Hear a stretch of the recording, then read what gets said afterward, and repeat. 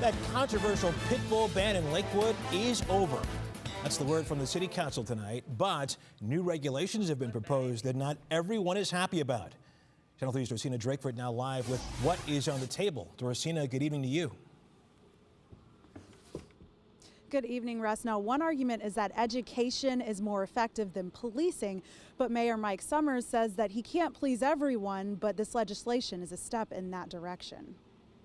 A compromise? We're eliminating the ban. Pit bulls are allowed to stay in our city, as are several other breeds. Or what some are calling a way to dress up an existing law. The opinions differ, but the argument about whether dogs should have restrictions based on breed is an ongoing one in Lakewood. Mayor Michael Summers and some of the council members drafted changes to the animal control ordinance, lifting the infamous pit bull ban and placing specific restrictions on more breeds. But when they're in public, in this particular case, we ask for additional protections. We do have the expectation that there will be only one of these dogs per household.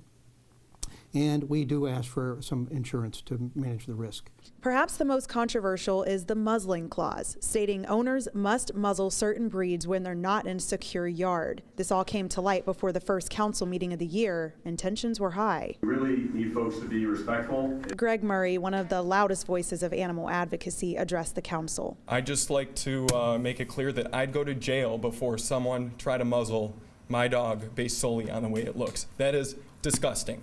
BSL is a failed public policy.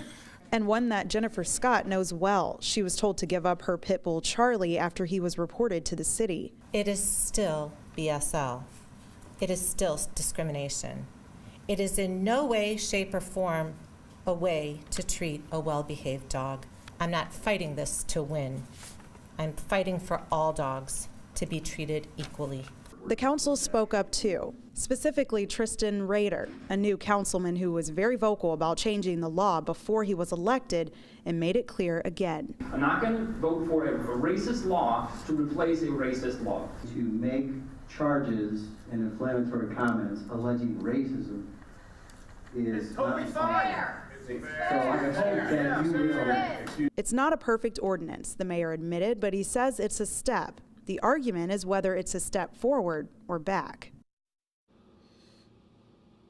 Well, this next step coming up is for the ordinance to be put to a committee. The committee will then review it and decide whether or not they want to revise it and put it up for a vote. The earliest that process could be seen by people here at the next city council meeting would be in February, but Russ, that date is definitely not set in stone. Okay, Dorsina Drakeford in Lakewood, thank you.